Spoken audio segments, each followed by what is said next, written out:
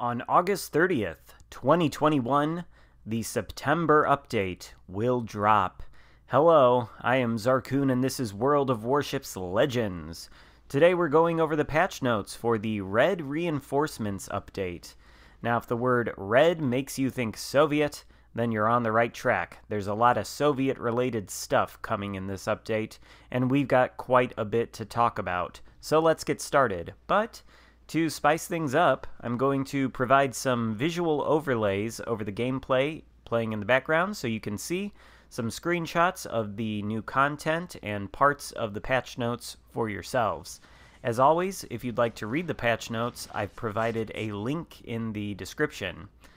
The first thing to talk about is the Order and Discipline campaign, which is a traditional 100 milestone campaign spread over 5 weeks, for which the Premium Tier 7 cruiser, Premium Tier 7 Soviet cruiser that is, Pyotr Bagration is the ultimate reward. This ship has 9 180mm guns, which is a curious caliber, somewhere between the traditional light and heavy cruiser gun calibers. It also gets a, quote, decent AA suite and a 34.5 knot top speed. I assume it will also get the excellent Soviet ballistics, and like the Kutuzov and Ochakov before it, I'm sure it will be very fun to deal with if you're on the receiving end of its high explosive spam. Admiralty backing for the campaign costs the usual 2,500 doubloons, and I'll be covering the ship in detail as soon as possible. Note that I will be streaming the update on release day, so we'll see that ship in action on that day. Moving on in the patch notes, though, we have another Transformers crossover event. This time, we're getting 4 Transformers-themed commanders and skins for 4 different ships. They are the Richelieu, Edinburgh, Amalfi, and August von Parseval. I'll put the notes up for the commander's base traits so you can read them for yourselves here, as well as some screenshots of the skins in port. There are a couple of highlights as far as the commander's base traits go, although as you can see, these descriptions of the base traits are fairly vague. The one called Grimlock for Richelieu apparently has another base trait to improve secondary battery performance, and Hot Rod's base trait, quote, improves radar, end quote. Whether these are going to be especially valuable base traits remains to be seen, but, well, honestly, before we move on from here, I think it should be said again that at this point, the game is starting to feature far too many premium commanders based on various cartoon and fictional characters. The problems with that are beyond the scope of this video, but I think after the update I may do a piece talking about those problems. But I guess for today we have more to cover. However, before we move on, note that the Transformers from the previous collaboration will be available during the first week of the update. Those are Megatron for Bismarck, Optimus Prime for Iowa, Bumblebee for Fletcher, and Rumble for Tashkent. The new Transformers content will debut in the second week of the update after the old stuff comes back in the first week. So if you didn't get your hands on any of those guys and you want them, the first week of the update will be your chance. Next up, though, we have a new alternative branch of Soviet destroyers coming to early access. I believe this alternate line will be a more torpedo-focused one. It begins at Tier 4 with a destroyer whose name is totally unpronounceable to me, and ends at Tier 7 with the Udaloy. As with all early access tech tree lines, the Udaloy will not be available to play during the September 2021 update, but will instead become researchable and unlockable in the next update.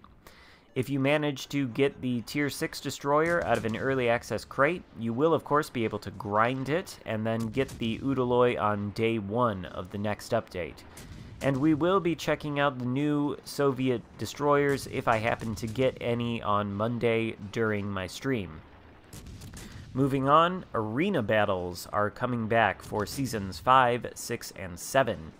These seasons will feature the arms race mode, which I understand a lot of people really enjoy in Arena, if not in Ranked.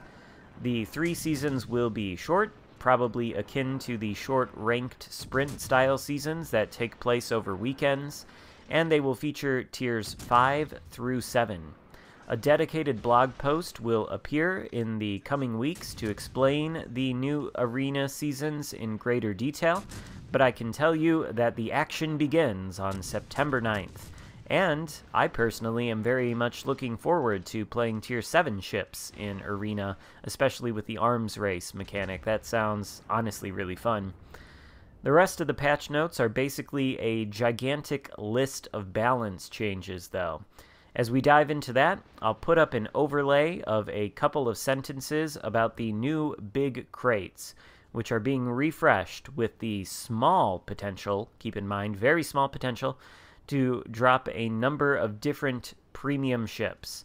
But now on to the balance changes, which consist of a number of nerfs and buffs to a pretty long list of ships. So, Cleveland receives a reload time nerf of half a second to its base main battery reload time. Alaska gets 10% tighter dispersion, a 5% increase to AP pen, and a 10-second buff to repair party reload time. And also, the HP regen per second of this faster reloading repair party is increased by 33%. So lots of buffs for the Alaska, and I think some welcome ones. Also, the Nagato gets a buff. Maximum speed for the Nagato will be increased by nearly 4 knots. Its rudder shift will be decreased by a few seconds, and it gets a 2.5% buff to shell grouping.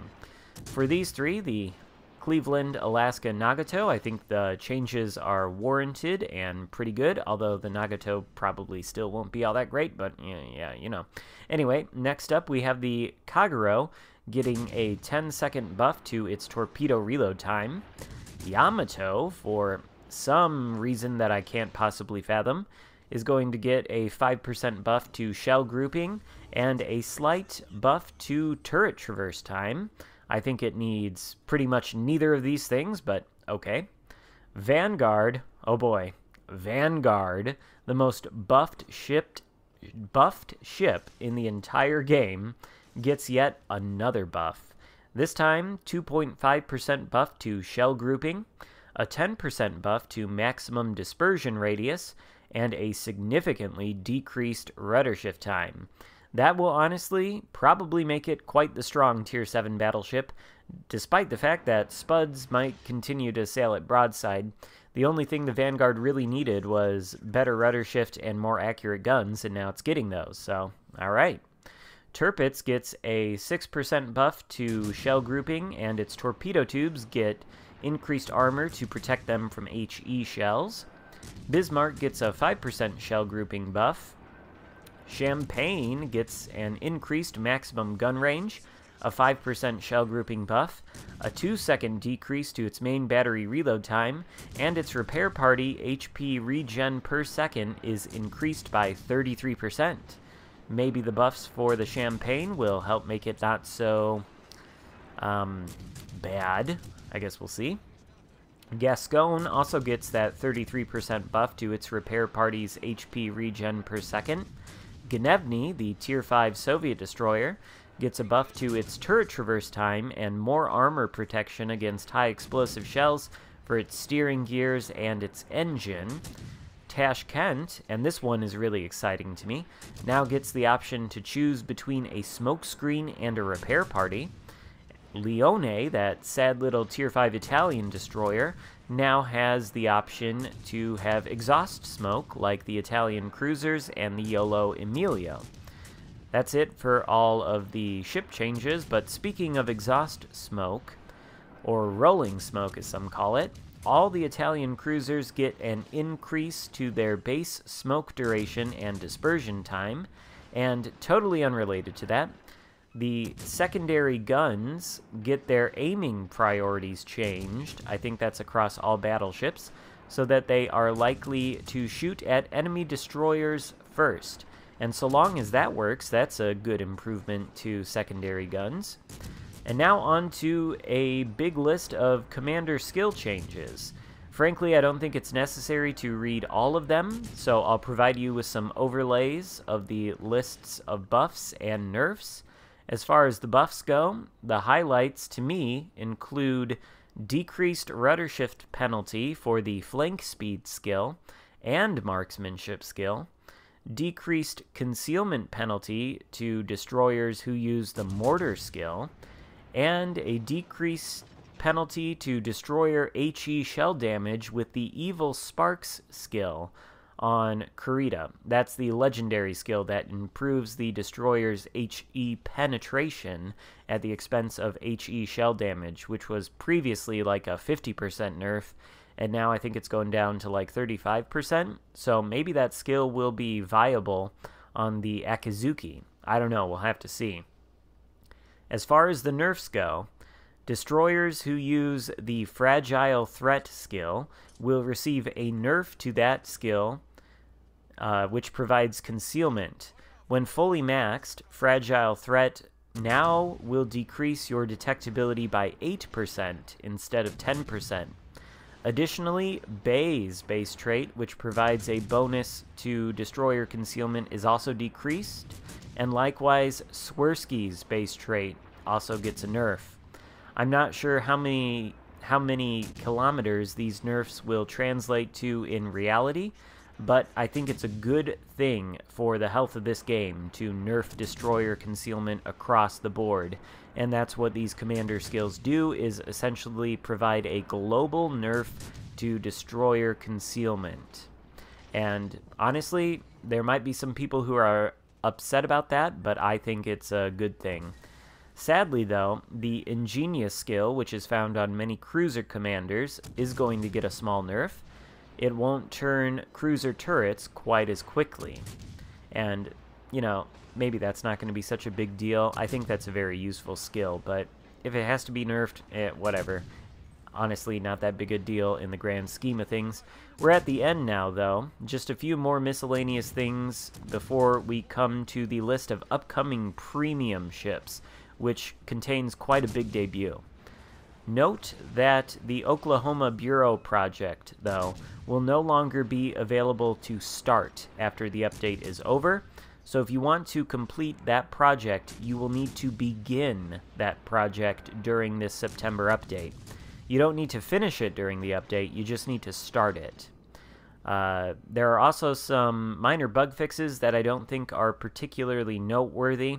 So what is noteworthy and what we're going to get into now is the list of new premium ships. We will get our very first premium fun police officer, a Tier 5 Japanese CV called Suiho. I think I'm pronouncing that right. We will also get yet another Tier 6 American premium destroyer called Charles F. Hughes, or Chuck F. Hugh for short. But the big announcement, legendary tier Soviet heavy cruiser Stalingrad will be available, but not in the Bureau. Instead, you'll be able to get the Stalingrad for a whopping 2 million global XP. Now, 2 million GXP is an extremely steep price that will take players without a large cache of GXP a long time to obtain. But for those players who've already racked up millions of GXP, this will be an excellent reward for you guys. It's nice to see Wargaming finally throwing somewhat of a bone to these, long-term players who've been with the game since the beginning and grinded out all kinds of resources and, don't really have anything to do with them. They can get the Stalingrad if they've got a big stockpile of GXP, and I know there are a lot of people out there, or at least a significant number of people out there, who probably will be able to afford the Stalingrad on day one. Note, though, that the Stalingrad will come with a permanent camo from the get-go, which is nice, and the patch notes say it's possible that balance changes will be made in the future for the ship, which I think implies that they might think the Stalingrad in the current state that they have it is quite powerful. If they lend it to the CCs, then we'll certainly take a look at the Stalingrad for ourselves and see how powerful it will be. Personally, I'm disappointed I won't be able to get the Stalingrad very quickly. I don't have nearly that much global XP, but I will certainly be excited to play it if Wargaming lends it to us. However, that's everything in the patch notes. Be sure to let me know what you think in the comments, and let me know if putting all these overlays in the video was a good idea.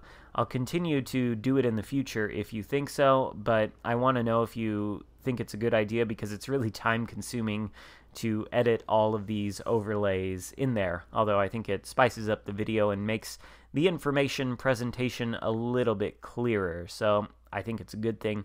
Anyway, thank you guys so much for watching. Be sure to leave a like before you go, maybe subscribe to the channel if you haven't already, and I will see you next time. Goodbye.